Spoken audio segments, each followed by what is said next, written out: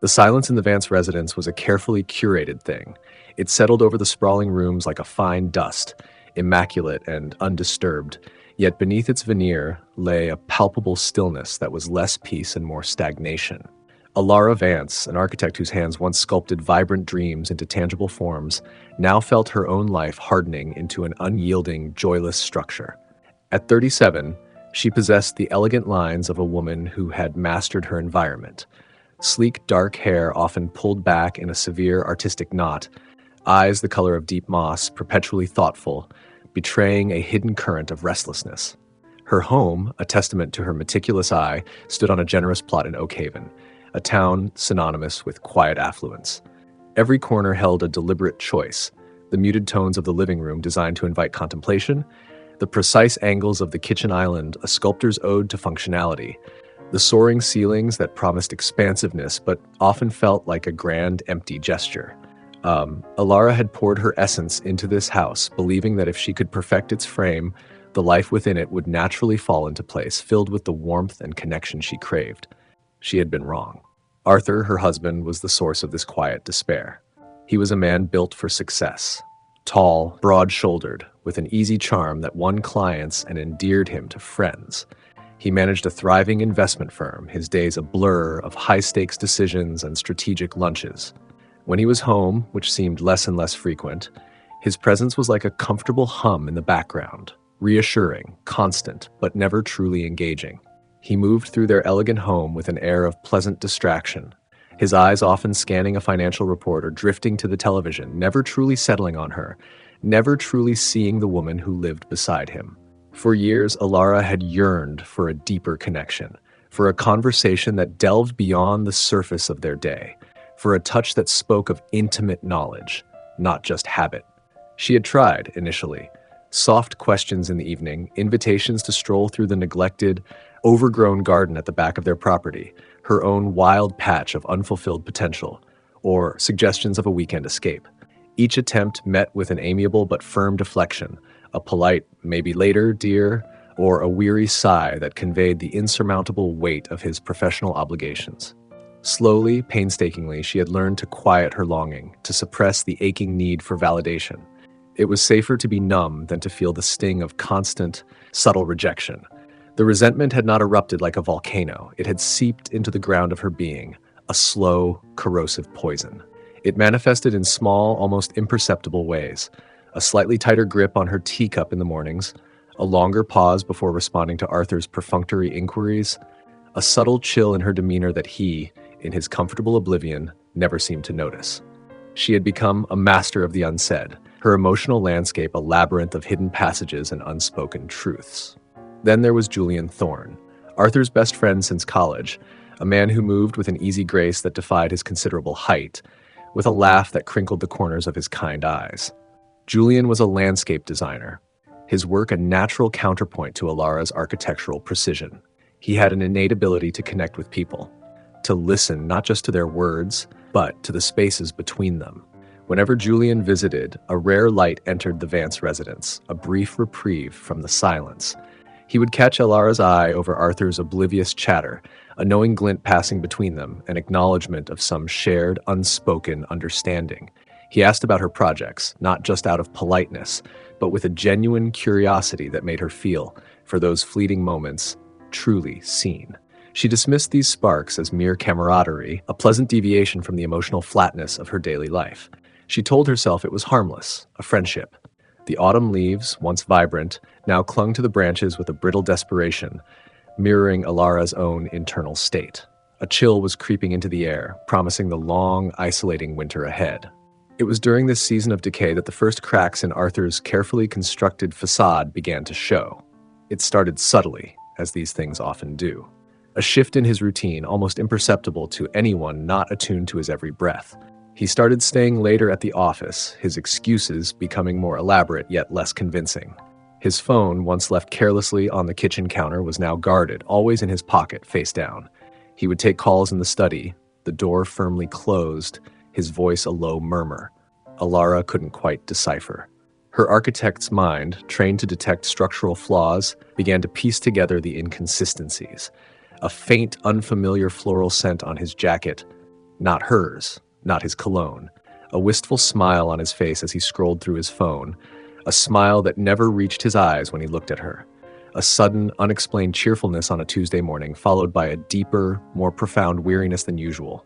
The quiet despair that had long been her companion began to morph into something sharper, colder, something predatory. One crisp November evening, the wind rattling the windows like restless spirits, Elara found it. Arthur had left his phone on the nightstand, its screen glowing with an incoming message. He was in the shower, the distant sound of water a dull roar. Her heart hammered against her ribs, a frantic bird trapped in a cage. Her fingers, trembling slightly, hovered over the screen. It was not a conscious decision, not really. It felt inevitable, a gravitational pull. The message was from Lila, colleague, thinking of you. Today was perfect, can't wait for Friday. A simple text, but the subtext was a scream. Thinking of you. Perfect. It wasn't about work. It was about something far more insidious, something that twisted the knife deep into Elara's already wounded soul. It wasn't just a physical affair. It was an emotional one. Arthur, who had been so emotionally closed off to her, was pouring his affections, his attention, his thoughts into someone else, the very essence of her deepest yearning given freely to another. The sting was unbearable. She put the phone back, her movements precise, almost robotic. When Arthur emerged from the bathroom humming a tuneless melody, he saw nothing. His oblivion was a deeper betrayal than the message itself. That night, Elara lay awake, staring at the ceiling, the ghostly shadows of the bare branches dancing on the plaster. The quiet despair was gone, replaced by a searing, crystalline rage. It wasn't a hot, blinding rage, but a cold, calculated fury. He had stolen her peace, her self-worth, her very sense of reality. He had taken her for granted, dismissed her, and now he had replaced her. And he thought she would simply endure it, as she had endured everything else. A dark, intoxicating idea began to form in the quiet recesses of her mind, a blueprint for retaliation. If he wanted pain, she would deliver it. If he wanted to feel what it was like to be betrayed, she would show him. And the instrument of her revenge, the most potent weapon she could wield, was already within her grasp. Julian, Arthur's best friend. The man Arthur trusted implicitly.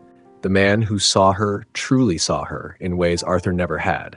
The thought was a poisoned dart, but it flew straight and true, finding its mark in the darkest corner of her wounded heart. A dangerous, exhilarating plan began to take shape, meticulously, coldly, just like one of her architectural designs. This time she wasn't building, she was dismantling. The days that followed were a blur of heightened perception for Elara. The world seemed sharper, colors more vivid, sounds more acute. It was as if her anger had honed her senses, stripping away the dullness of her previous existence. She moved through the house, a ghost in her own home, observing Arthur with a clinical detachment that bordered on cruelty. He was still oblivious, still immersed in his work, still taking late calls from Lila, colleague. Each instance was a fresh layer of fuel to the fire she was meticulously stoking. Her interactions with Julian, however, transformed. Previously, they were a pleasant distraction, a brief moment of genuine connection. Now every word, every glance, every shared laugh was infused with a dangerous intention. She studied him, not as a friend, but as a crucial component in her grand design. Julian was good-natured, empathetic, perhaps a little too trusting. He possessed a warmth that Arthur lacked, a readiness to truly listen, to connect on an emotional level. He was, she realized with a chilling certainty, perfectly vulnerable. The first step was subtle. She started reaching out to Julian more frequently, under the guise of casual friendship. A text about a new art exhibit, an email sharing a link to a fascinating article on landscape design, invitations to coffee when Arthur was working late. Julian, ever affable, responded readily. He genuinely enjoyed her company, drawn to her quiet intensity and the depth he sensed beneath her reserved exterior. He appreciated her insightful questions about his projects, her sharp observations about the world. He felt perhaps a kindred spirit in her artistic sensibility, a connection Arthur, with his pragmatic focus, couldn't provide. Their conversations grew longer, deeper. They would discuss architecture, art, philosophy, the subtle nuances of human behavior. Elara found herself opening up, carefully, selectively, revealing fragments of her unfulfilled dreams, her creative frustrations. All valid truths, but presented with a calculated vulnerability. She spoke of feeling unseen, of a certain hollowness in her life, hinting at a marital distance without ever explicitly blaming Arthur. Julian listened intently, his kind eyes filled with genuine concern, a silent understanding passing between them. He offered quiet empathy, a steady presence that Elara, starved of such attention, found intoxicating. One crisp afternoon, as the first flakes of winter began to drift from the sky, they met at a small, discreet cafe known for its artisanal teas. Arthur was, predictably, stuck in a meeting. The air inside was warm with the scent of spices and brewing tea, a cozy contrast to the biting wind outside. Elara spoke of a new architectural concept she was struggling with, a design that felt technically perfect but emotionally inert. Julian, leaning forward, listened, then offered a metaphor that resonated deeply. "Perhaps," he said, his voice soft, "it's not about finding the right material, but about finding the right light. Sometimes the most beautiful structures are those that embrace the shadows, that allow the natural world to cast its changing moods upon them. Imperfection can hold more truth than perfection." His words struck a chord, not just about her design, but about her life. She looked at him, truly looked at him, and for a fleeting moment, the calculating edge softened. He saw her, not just her facade, but the shadows within. The thought was dangerous, intoxicating. "You always have a way of seeing things, Julian," she murmured, her gaze lingering a beat too long. He smiled, a gentle, understanding smile. "Perhaps we just see the world with similar eyes, Elara." It was then, in that warm, intimate space, with the snow beginning to blanket the world outside in pristine white, that Elara made her move. Her hand, ostensibly reaching for her teacup, brushed against his. A small gesture easily dismissed as accidental, but her fingers lingered, tracing a feather-light path against his skin. She felt a jolt, an unexpected current. Julian's breath hitched, and his eyes, usually so open, suddenly held a flicker of surprise, a dawning awareness. He didn't pull away. I should go," she said, her voice a little breathless, her eyes locking with his. It was a lie. She wanted him to stay. She wanted him to understand the unspoken invitation. Julian nodded slowly, his gaze still fixed on hers. "Of course. Thank you for the tea, Elara." His voice was a low murmur. As she rose, he stood too, and for a moment they simply stood there, an invisible tension humming between them. He reached out, not to touch her, but to brush a stray snowflake from her hair, his fingers barely grazing her cheek. The touch was electric, tender, and incredibly potent. That night, Elara didn't sleep. The cold rage was still there, but it was mixed with a disturbing, unfamiliar thrill. Julian's touch had awakened something within her, a dormant part of herself that craved intimacy, not just revenge. The line between weapon and desire began to blur. This complicated her design, made it messy, dangerous. But for the first time in years, she felt a flicker of life, a terrifying, exhilarating pulse. Arthur came home late, smelling faintly of a different perfume, an echo of Lila. He mumbled an apology, kissed her forehead, and retreated to his side of the bed, falling into a deep, oblivious sleep. Elara watched him, her heart a tangled knot of fury and a strange, nascent guilt. The game had begun, and she knew, with a chilling certainty, that she was playing with fire. And perhaps so was Julian. The affair began not with a dramatic kiss, but with a series of stolen glances, lingering touches, hushed phone calls when Arthur was out of the house. It was built on a foundation of shared vulnerabilities, of Elara's calculated exposure of her pain and Julian's genuine empathy. They met in secluded spots, a quiet art gallery, a hidden park bench shrouded by bare winter trees, sometimes even in Elara's home when Arthur was on a business trip. Each encounter was a complex dance of conflicting emotions for Elara. There was the undeniable thrill of the transgression, the perverse satisfaction of knowing she was striking at Arthur in the most intimate way possible. There was the intoxicating rush of being desired, of having Julian's undivided attention, his eyes reflecting a genuine admiration she hadn't seen in Arthur's in years. He listened to her speak of her deepest fears, her unfulfilled artistic ambitions, her sense of being a ghost in her own life. He validated her pain, something Arthur had never done. But beneath the surface of this fleeting pleasure, a gnawing emptiness began to grow. The moments of connection with Julian, no matter how profound, were tainted by the lie.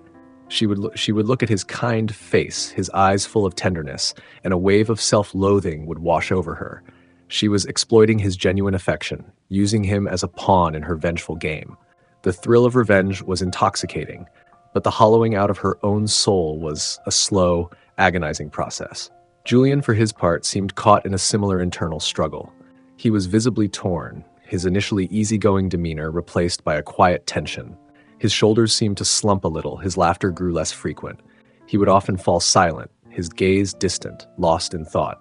Elara saw the guilt etched on his face, the moral torment in his eyes. He tried, hesitantly at first, to talk about it. Elara, he'd begun one afternoon, their hands clasped under a cafe table, the warmth from his fingers a stark contrast to the cold knot in her stomach. This isn't simple. It's not just about us, it's Arthur. He's my friend. Elara's carefully constructed composure would crack. And what about me, Julian? What about my pain? Does his friendship trump my suffering? Her voice would be sharp, edged with the old resentment, deflecting his nascent guilt and making him feel, once again, that he was abandoning her if he pulled away. He would retreat, his resolve crumbling under her wounded gaze. He was a man who deeply valued loyalty and connection, and he was being torn apart by their illicit bond. He was trapped between his affection for Elara and his betrayal of Arthur, his best friend.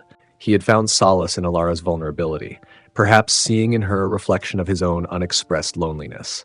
He had fallen for the woman, not just the instrument of revenge. This made him both more precious and more dangerous to Elara's crumbling psyche. Arthur, meanwhile, remained astonishingly, infuriatingly oblivious. He was often late, often preoccupied, lost in his own world.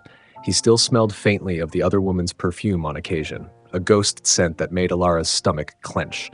His emotional distance continued, a vast chasm between them.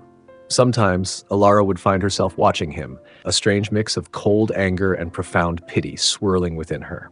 He seemed genuinely unaware of the emotional earthquake rumbling beneath his feet.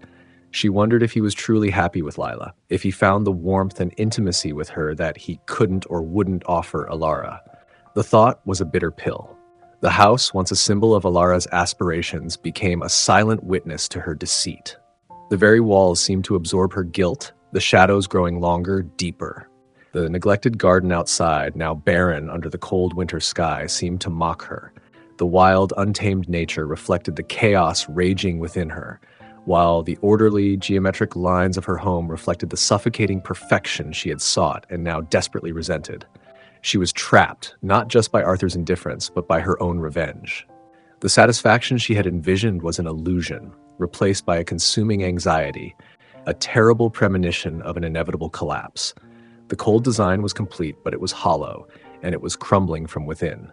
As winter deepened, so too did the psychological entanglement. The crisp, clean air of early winter gave way to a heavier, snow-laden silence that pressed down on the house, stifling. Elara found herself caught in a terrible, emotional quagmire. The initial sharp satisfaction of revenge had long dissipated, replaced by a dull ache of self-loathing and a pervasive sense of dread. Each clandestine meeting with Julian felt less like a triumph and more like a further descent into a moral abyss. Julian, once vibrant and open, was visibly unraveling. He began losing weight, his clothes hanging loosely on his frame. His eyes, once kind and empathetic, now held a haunted quality, perpetually shadowed by sleepless nights. He canceled meetings with clients. His work, once a source of joy, now seemed like a burden. He would sit for long stretches, staring into the middle distance, his hand twitching restlessly.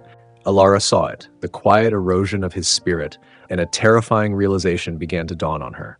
Her revenge was not merely about Arthur. It was destroying Julian, too.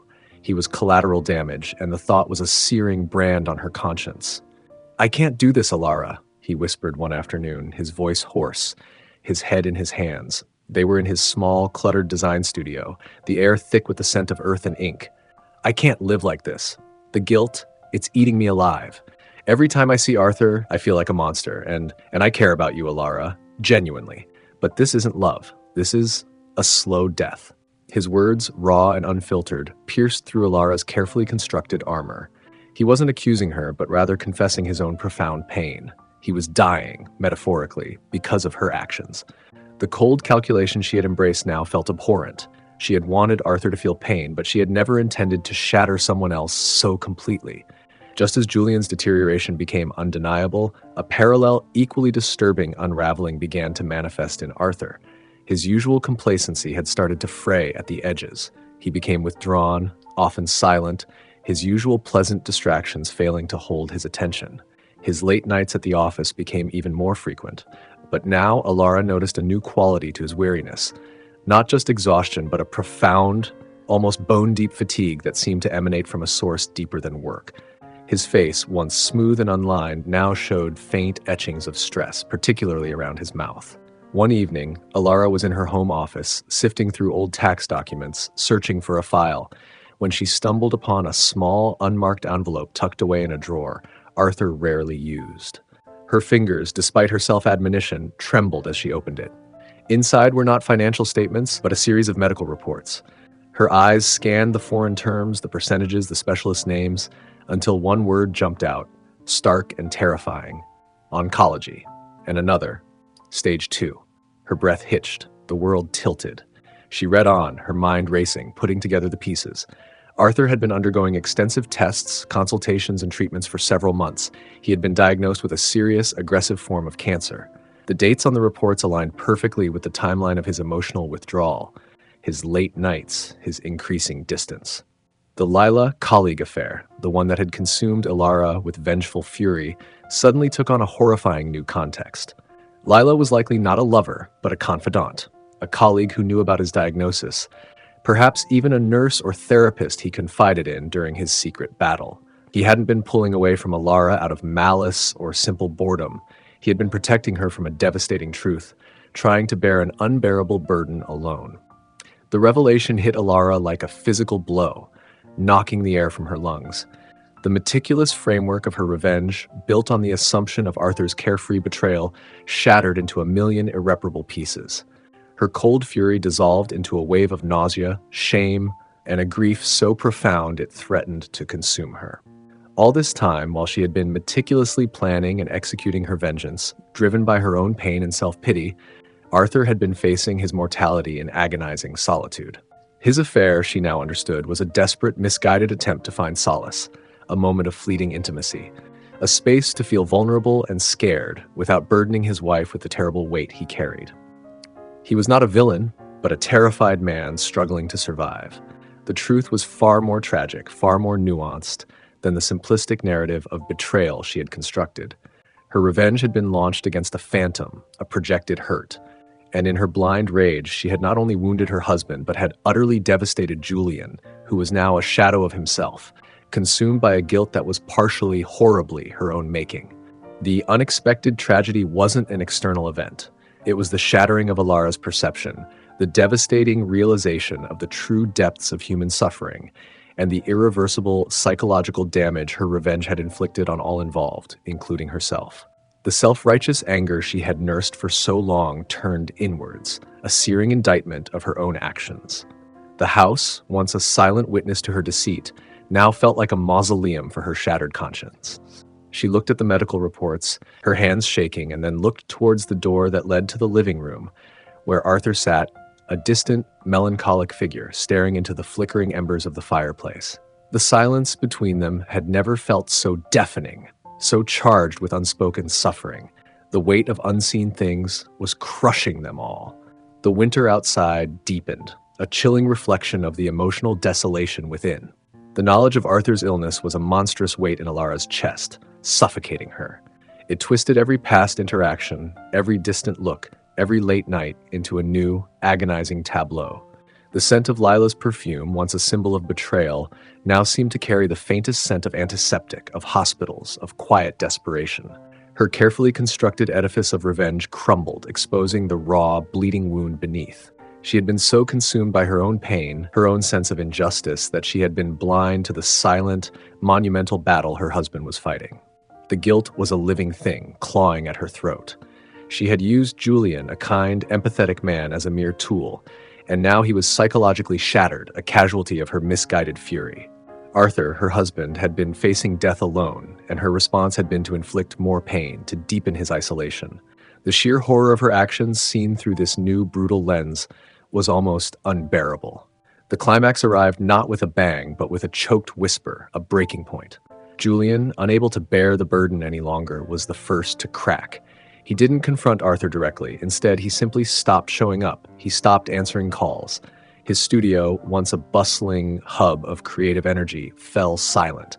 Elara tried to reach him, her texts going unanswered, her calls ringing endlessly. She drove to his studio, knocked on his door, her heart pounding with a desperate fear. No response. The curtains were drawn, the air heavy with an abandoned stillness. Julian, the kind, loyal friend, had retreated into himself, consumed by the moral decay of their secret. He had, in a profound emotional sense, died to the world. This complete withdrawal was Elara's final, crushing blow. It forced her hand. The silence from Julian was louder than any accusation. She couldn't live with it. She couldn't live with any of it. The secrets were festering, poisoning every breath she took. One frigid evening, a blizzard raging outside, casting the house in a ghostly white light, Elara found Arthur in his study. He was hunched over his desk, not looking at financial reports, but at a faded photograph of the two of them, taken years ago, before the quiet resentment had begun to settle. His shoulders shook slightly. He wasn't crying, but something far more profound was happening. He was breaking. Elara walked in, her footsteps muffled by the thick carpet. Arthur didn't look up. "Arthur," she began, her voice raw, barely a whisper. "We need to talk." He flinched, startled, as if her voice was an intrusion into his private suffering. Slowly, he raised his head. His eyes, usually guarded, were now pools of raw pain, shadowed by fatigue and a profound loneliness. He looked utterly exhausted, defeated. "I know," he said, his voice raspy, surprisingly calm. He didn't look at her, but at the photograph. "I know about Julian." Elara's breath hitched. She hadn't expected him to know, or rather, she had expected him to discover it through anger, through accusation. But his tone was not one of rage, but of resignation, of profound, aching weariness. "And I know about Lila," she responded, the words a confession and a challenge, her own secret now out in the cold air. He finally looked at her, his eyes widened slightly in surprise, then narrowed. "Lila?" he scoffed, a bitter, hollow laugh escaping him. "Lila is my oncologist. She's been my rock, my only confidant." He paused, his gaze hardening. "She's been helping me through chemotherapy." The word chemotherapy hung in the air, a bell tolling a final, brutal truth. He said it so simply, so starkly. He wasn't angry about Julian, not primarily. He was tired. Tired of fighting his illness alone. Tired of the secrets. Tired of the hollow existence. "I found your medical reports," Elara admitted, her voice trembling. "Arthur, why didn't you tell me?" He looked away, his eyes scanning the blizzard outside. "Tell you what, Elara, that I'm dying? That I was terrified, that I didn't want to burden you, the one thing in my life that felt stable, beautiful, that I didn't want to see your fear, your pity. I couldn't bear it." His voice cracked on the last word. Lila was a friend, a doctor. She was someone I could just be scared with, without judgment, without having to be strong. The silence in the room was crushing, filled with the howling wind outside, and the shattering of two lives colliding with devastating truths. Elara felt the bitter irony of her revenge. She had believed she was punishing him for his emotional distance, for his affair. He had been distant because he was dying, and the affair was a desperate search for a safe haven in his terror. "And Julian?" Arthur asked, his voice low, filled with an ancient pain. He looked at Elara, truly looked at her, his eyes piercing through her defenses. "My best friend. Was that your way of telling me you were hurting? Was that revenge?" Elara couldn't speak. Shame, hot and consuming, washed over her. She nodded, a single, agonizing jerk of her head. Tears, hot and uncontrollable, finally streamed down her face. She felt herself unraveling, the last vestiges of her composure dissolving. Arthur closed his eyes, a deep, shuddering breath escaping him. The silence was agonizing. When he opened his eyes, they held a profound, heartbreaking weariness. "What a mess we've made, Elara," he said, his voice flat, devoid of anger, just profound sorrow. "What a terrible, beautiful mess." The truth was laid bare, ugly and raw. Their shared pain, their individual secrets, their desperate, misguided attempts to cope had converged into an unimaginable tragedy. There was no anger, no screaming accusations, just a quiet, profound devastation. The confrontation was not a clash of wills, but a collapsing of walls, leaving them exposed and bleeding in the bitter winter air. The weight of unseen things had finally crushed them. The immediate aftermath was a blur of silence and stark reality. The blizzard outside mirrored the emotional desolation within the Vance residence. Arthur moved into the guest room, a quiet, unspoken agreement passing between them. The house, once a meticulously designed sanctuary, now felt like a mausoleum for their shattered dreams and unforgivable mistakes. The air was thick with the weight of unsaid words, unshed tears, and the haunting presence of Julian's complete withdrawal. Elara descended into a deep, consuming psychological breakdown. The guilt was a relentless tormentor.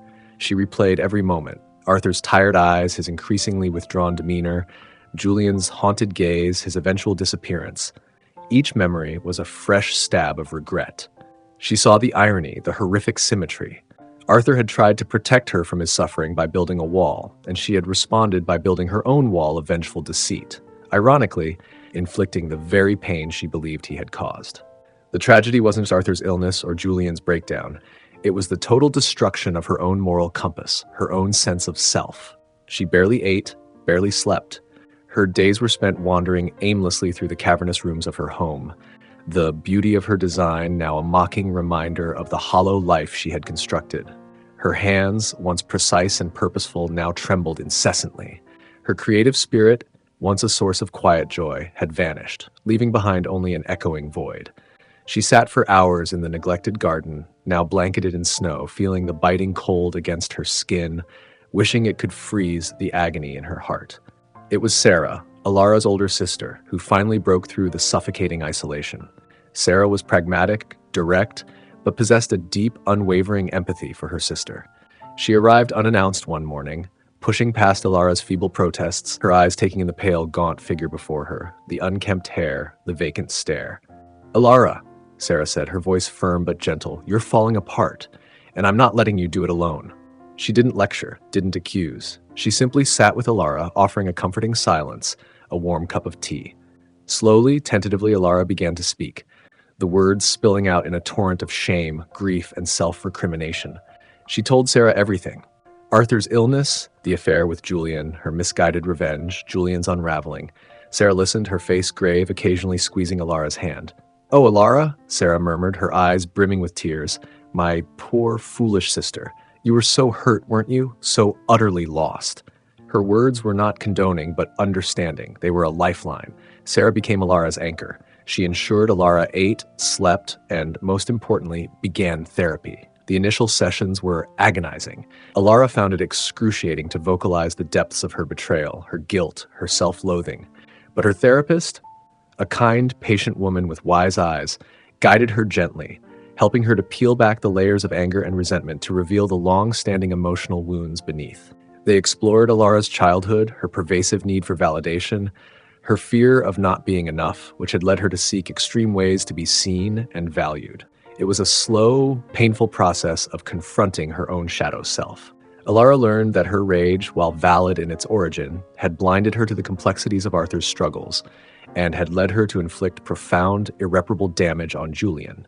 She recognized that her revenge was ultimately a manifestation of her own unaddressed pain, a desperate cry for recognition that had gone terribly, tragically wrong. During this period, Arthur remained in the guest room. They communicated through sparse, polite notes, mainly about practical matters.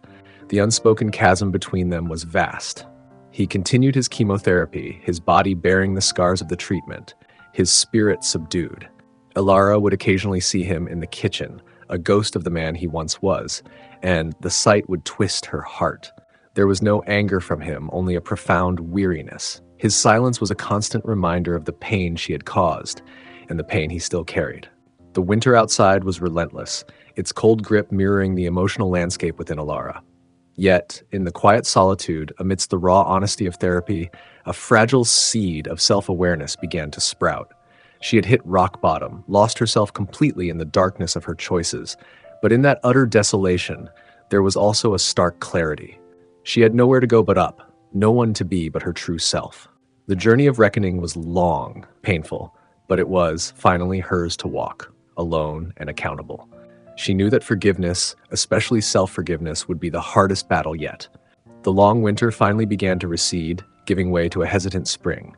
The melting snow revealed patches of brown earth, and tiny, determined green shoots began to pierce the hardened soil. This slow reawakening in nature mirrored Elara's arduous journey of internal rebuilding. Therapy became her sanctuary, a space where she could unpack the tangled knots of her past and present without judgment. She learned to identify the deep-seated fears that had driven her need for external validation and her tendency to internalize her pain until it erupted destructively. She began to understand that her self-worth was not contingent on Arthur's attention nor on the absence of his flaws. Her professional life, long dormant, began to stir. Initially, the thought of designing again felt impossible, her creative well utterly dry. But her therapist encouraged her to sketch, to doodle, to simply put pen to paper without expectation. Slowly, hesitantly, lines began to form. She found herself drawn to designs that emphasized warmth, connection, and the gentle interplay of light and shadow, not the cold precision of her previous work. She sought to create spaces that fostered empathy and understanding, not just aesthetic perfection. It was a painful but cathartic process, her architectural designs becoming a tangible expression of her internal healing. She was learning to build not just structures, but genuine meaning from the wreckage. The house, once a symbol of her misery, slowly began to feel different. She started to tend to the neglected garden, now mud-soaked and desolate. With her bare hands, she dug into the soil, planting resilient bulbs that promised future blooms. It was an act of hope, a physical manifestation of her desire for renewal. The effort was painstaking, often frustrating, but each shovelful of dirt, each seed planted, was a step towards cultivating something new within herself. Arthur and Elara still lived under the same roof, but in separate spheres. His chemotherapy continued, its toll evident in his gaunt frame and quiet demeanor. He was a man humbled, stripped bare by illness and the devastating consequences of his own emotional distance. Their interactions were courteous, tinged with a profound sadness. One evening, as Elara was preparing dinner, Arthur, looking particularly weary, paused in the doorway. "I wanted to apologize," he said, his voice quiet, raw. "For everything. For not seeing you, for not being there, for my own failings. I was so wrapped up in my own fear, my own problems, I lost sight of what truly mattered." His gaze met hers, and for the first time in years, she saw genuine remorse, not just weariness. Elara's eyes welled up. "And I, Arthur," she responded, her voice thick with emotion, "I'm so sorry for my own blindness, for the revenge, for the pain I caused you and Julian. I was so consumed by my own hurt, I couldn't see yours. I am truly sorry." It wasn't a moment of reconciliation, not a path back to what they were, but a profound, mutual acknowledgement of shared pain and mutual failings. It was the first step on a long, undefined path of understanding, a fragile bridge built on regret and hard-won honesty. They both understood that their marriage, as it was over. But perhaps a new form of respect, a quiet, empathetic coexistence, could emerge from its ashes. Julian's absence remained a gaping wound. Elara had tried to reach out to his family to send a message of apology, but his sister had relayed that he needed time, space, that he was simply not himself. The guilt over Julian was a lasting scar, a constant reminder of the collateral damage of her actions. She accepted that she might never truly make amends, and that some wounds once inflicted simply never fully heal. This acceptance, painful as it was a crucial part of her growth, learning to live with the consequences rather than constantly trying to erase them. As spring blossomed fully, Elara realized that healing wasn't about returning to her old self, but about forging a new one. She was softer, more empathetic, profoundly aware of the hidden struggles people carried. The sharp, direct tone she once employed now held a warmth, a compassion born of her own suffering. She still carried the melancholic echoes of her past, the torment of her mistakes, but there was also a newfound strength, a quiet resilience that shone through. She learned to communicate her needs directly, no longer allowing resentment to fester. She cultivated genuine connections with Sarah, with her therapist, with new colleagues. Her dreams had shifted. She no longer sought validation from others, but from within. Her deepest desire now was not to be seen by others, but to truly see herself, flaws and all, and to live authentically. The story ends not with a grand resolution, but with a quiet sense of hard-won peace. Elara stands in her blossoming garden, the first tender green leaves unfurling on the trees, the vibrant colors of tulips a hopeful splash against the rich earth. The house still stands, a testament to her past, but it feels different now. A place where growth has begun, where shadows are accepted, and where a woman, irrevocably changed by tragedy and regret, is learning to live, genuinely and vulnerably, in the light of her own truth. The path ahead is uncertain, but it is hers, shaped by the weight of unseen things and illuminated by the slow, determined flicker of inner strength and self-forgiveness.